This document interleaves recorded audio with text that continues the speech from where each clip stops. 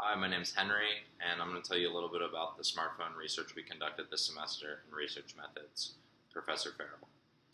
We used the scale of positive and negative experience, or the Spain scale, by Edward Diener. This looks at 12 different emotions and has participants rate their feelings, the likelihood that they felt that over the last 3 weeks. It also used another Diener scale called the Satisfaction with Life scale, that asks questions like, my life is close to ideal right now.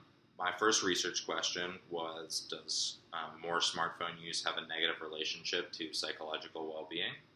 And my hypothesis for that was that longer passive smartphone use would lead to lower positive affect and life satisfaction and higher negative affect. So positive or passive smartphone use relates to listening to music, checking your notifications on the lock screen, and setting alarms. While active use referred to more to things like actively using apps, watching videos, taking pictures, or using text communication.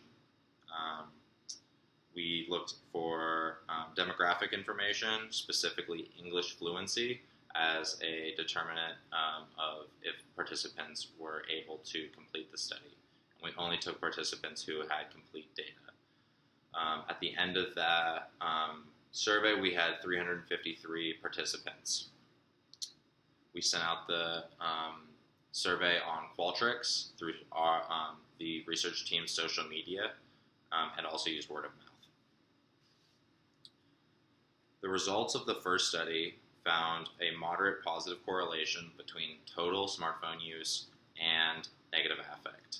It also found weak positive relationship between active and passive smartphone use.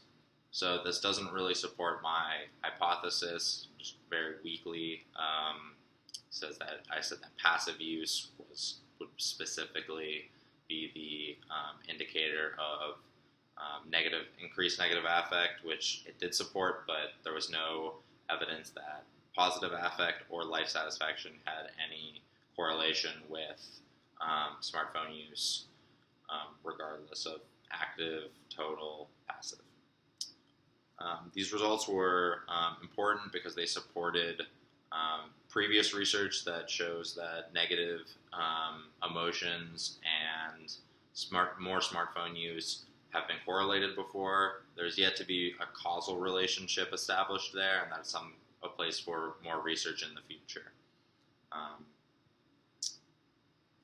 Specifically looking at different activities that participants do or individuals use smartphones for. So in the second study,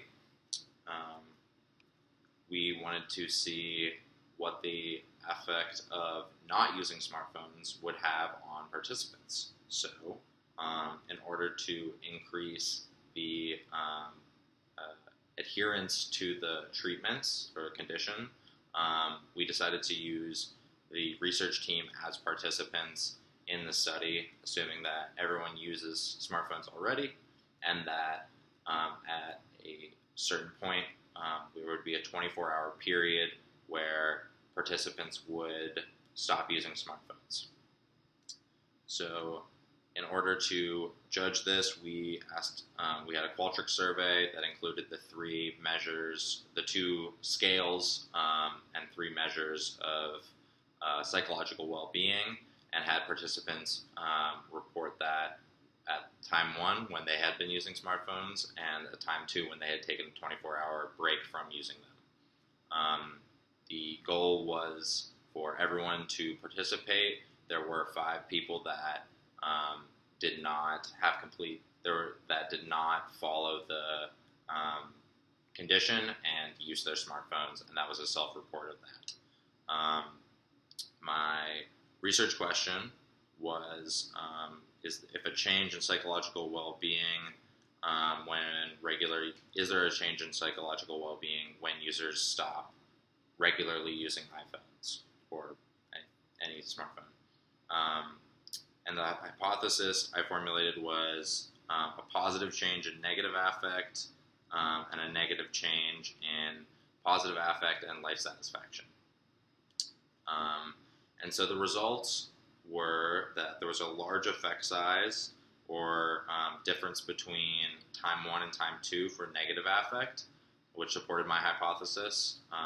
The Cohen's d was 0.939, and the t-value was 3.51, which was very high, and which supports, of course, previous research that says there's been lots of negative outcomes.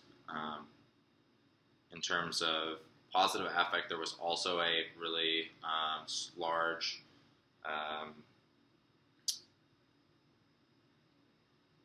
Cohen's d, and that suggests that while previous research has shown that there was negative costs to using smartphones, this shows that there are positive benefits to not using them, which is a new line of research that should be continued. There's only a moderate effect size for life satisfaction, suggesting that while we do need the phones to function, we are capable of using other technology and other sources of the internet to fulfill those same functions.